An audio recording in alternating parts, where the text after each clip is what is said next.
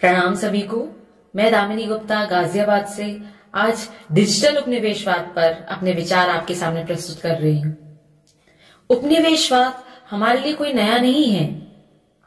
यदि हम अपने भारत के इतिहास से परिचित हैं तो हम ये भली भांति जानते हैं कि हम भारतीय पहले भी उपनिवेशवाद के शिकार हो चुके हैं, फिर चाहे वो मुगलों का जमाना हो या अंग्रेजों का। यदि आसान भाषा में समझें तो उपनिवेशवाद एक ऐसी प्रक्रिया है जिसमें बाहरी शक्तियां हमारे हितैषी बनकर हमारा ही बुरा करती हैं, परिश्रम हमसे कराकर उसका लाभ खुद लेती हैं। आजादी के बाद हमें इससे मुक्ति मिल गई थी, लेकिन आज फिर कई शताब्दियों बाद ये प्रक्रिया प्रारंभ हो चुकी है और ये अत्यंत दुखद है कि आज फिर हम इसके शिकार होने को बाध्य नहीं बल्कि आतुर हैं। उपनिवेशवाद हमेशा से ही विदेशी ताकतों द्वारा अपने व्यापार को बढ़ाने के उद्देश्य से किया गया है, बस माध्यम बदलते गए हैं। आज उपनिवेशवाद डिजिटल प्लेटफॉर्म के माध्यम से हमारे ऊपर अपना आधिपत्य जमाने का प्रयास कर रहा है और हमारे देश को दीमक की भांति अंदर से खोखला कर रहा है। आज हमारा देश तरक्की कर रहा है, हम जीवन को सुगम व सफल बनाने के लिए डिजिटल प्लेटफॉर्म का उपयोग कर रहे हैं और जो महत्वता कोरोना काल के दौरान हमने डिजिटल प्लेटफॉर्म की देखी वो तो अभूतपूर्व है। परंतु देश के एक जिम्मेदार नागरिक होने के नाते यह जानना भी हमारा कर्तव्य है कि हम अपनी सुलभता, मनोरंजन या झूठे आडंबर के लिए कहीं उन बाहरी ताकतों को तो बल नहीं दे रहे जो हमारी ही जड़ों को काटने की मंशा रखती हूँ। और यह अत्यंत दुखद व गंभीर चिंतन का विषय है कि आज यदि हम अपने चारों ओर देखें तो बस विदेशी app, software, social media platform आदि ने अपना प्रभुत्व जमा रखा है और ये इस कदर हम पर हावी हो गया है कि हमें हर पल, हर कार्य के लिए इनके प्रयोग की मानो लत सी पड़ गई हो, जिसका फायदा ये भारी ताकतें भरपूर उठा रही हैं। ये हमारी निजता की जानकारी रख रही हैं, हमारी पसंद नापसंद सबका इनको ज्ञान है, जो अत्यंत हानिकारक साबित हो सकता है। हम अपनी स्वदेशी डिजिटल को बढ़ावा ना देते हुए इस कार्य में उन देशों को बढ़ावा दे रहे हैं जो आए दिन हमारे देश के साथ गद्दारी करते रहते हैं, हमारे देश को आर्थिक रूप से कमजोर करने के लिए प्रयत्नशील रहते हैं। कोरोना काल के में स्वदेशी कंपनियों ने किस प्रकार हमारी भरपूर सहायता की, इससे हम अनभिज्ञ नहीं हैं। तो इन सभी बातों से हमें सबक लेते हुए अपने देश को मजबूत करने का प्रयत्न करना चाहिए और ये तभी मुमकिन है जब इस डिजिटल उपनिवेशवाद का बहिष्कार कर हम वयम जैसी स्वदेशी ऐप्स का प्रयोग करें जो निरंतर राष्ट्र में कार्य कर रही हैं।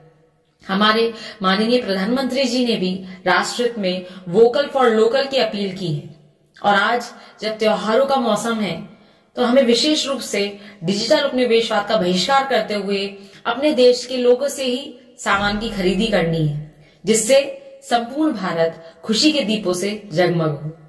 धन्यवाद। प्रणाम सभी को। मैं दामिनी गुप्ता गाजियाबाद से आज डिजिटल उपनिवेशवाद पर अपने विचार आपके सामने प्रस्तुत कर रही हूँ। उपनिवेशवाद हमारे लिए कोई नया नहीं है।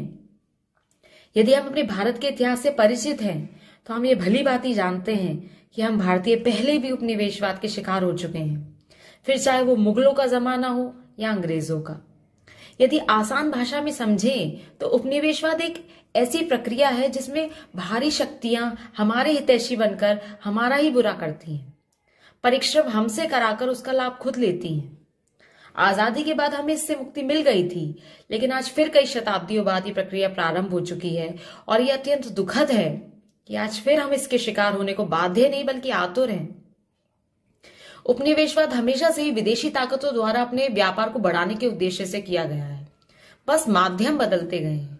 आज उपनिवेशवाद डिजिटल प्लेटफॉर्म के माध्यम से हमारे ऊपर अपना आधिपत्य जमाने का प्रयास कर रहा है और हमारे देश को दीमक की भांति अंदर से खोखला कर रहा है।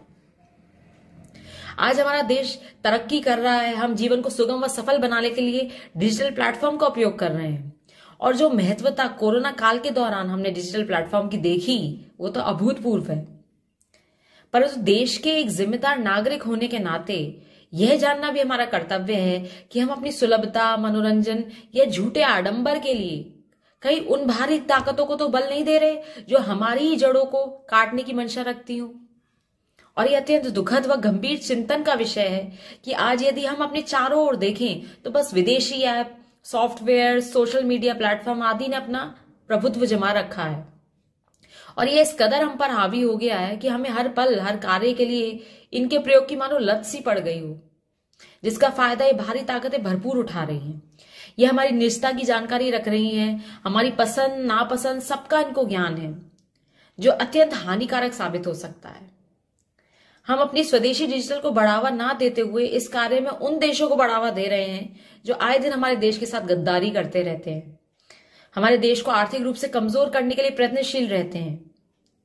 कोरोना काल के में स्वदेशी कंपनियों ने किस प्रकार हमारी भरपूर सहायता की, इससे हम अनभिज्ञ नहीं हैं। तो इन सभी बातों से हमें सबक लेते हुए अपने देश को मजबूत करने का प्रयत्न करना चाहिए, और ये तभी मुमकिन है जब इस डिजिटल उपनिवेशवाद का बहिष्कार कर हम वयम जैसी स्वदेशी ऐप्स का प्रयोग करें जो निरंतर राष्ट्र हित में कार्य कर रही हैं।